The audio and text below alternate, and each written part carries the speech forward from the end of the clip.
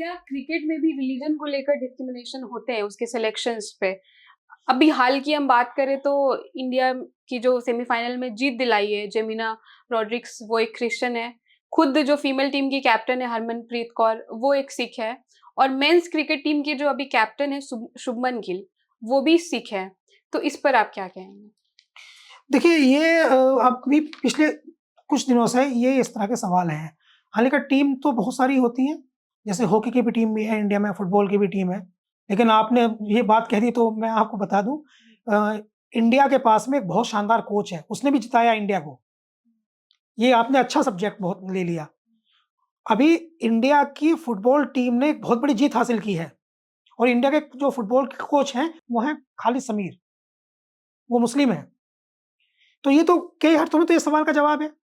इसलिए जवाब है कि भई सिख इंडियन क्रिकेट टीम का कैप्टन है और मुसलमान जो है वो भारत की फुटबॉल टीम का कोच है और क्रिश्चियन जो है वो अ, जिता रही है। तो धर्म के तौर पर खेल में कोई भेदभाव जो है वो मैटर नहीं करता है। वहाँ तो परफॉर्मेंस मैटर करती है। लेकिन टीम का जो चयन है, पिछले कुछ समय से ये बात हो रही है, पहले नहीं होती थी। जैसे अज़हरुद्दीन कैप्टन बने थे तो उस समय कई खिलाड़ी जो सीनियर थे उनको खराब लगा था। कुछ इसमें पॉलिटिक्स तो हो सकती है, लेकिन वो पॉलिटिक्स रिलीजन से रिलेटेड मैं नहीं समझ सकता। वो जो पॉलिटिक्स है वो रिलीजन की नहीं होती।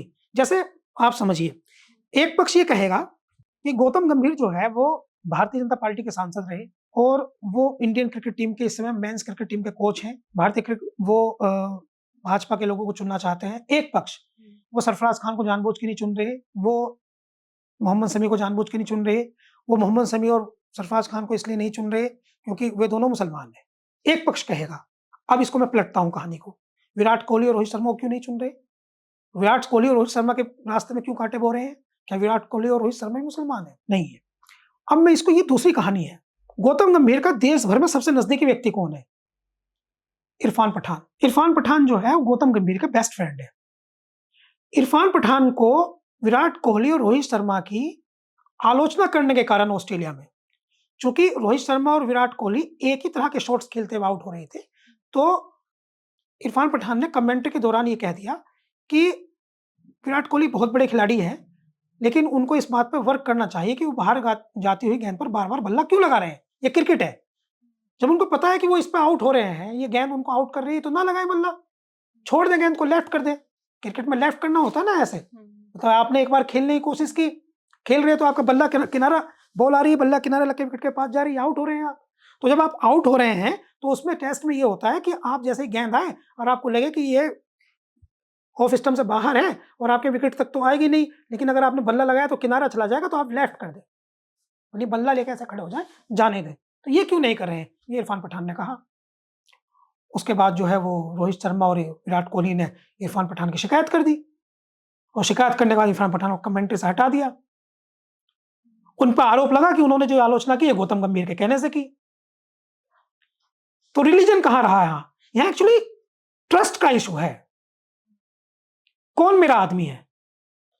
राजनीति तो है, फेवरेबल कंडीशन तो है, मगर वो जो भेदभाव है, वो जाति का और धर्म का नहीं दिख रहा। एक समय था ऐसा, एक समय के साथ बदल जाता है ना। एक समय इंडियन क्रिकेट टीम के ब्राह्मण कप्तान हुआ करते थे। गावस कपिल देव ने वो स्टीरियो तोड़ा।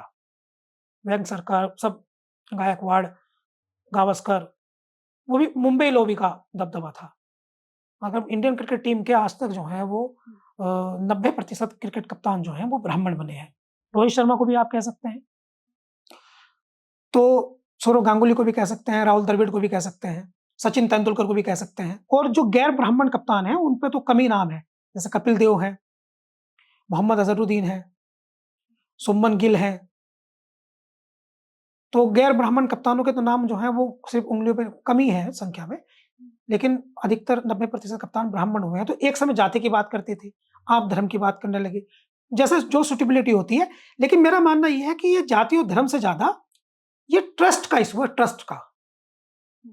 कोच किस पे ट्रस्ट करता है? टीम मैनेजमेंट किस पे ट्रस्ट करता है? बीसीसीआई प्रेज़िडेंट किस पे ट्रस्ट करता है? ये ट्रस्ट का इश्यू है। तो मज़हब से ज़्यादा ट्रस्ट, आदमी ट्रस्ट किस पे करता है?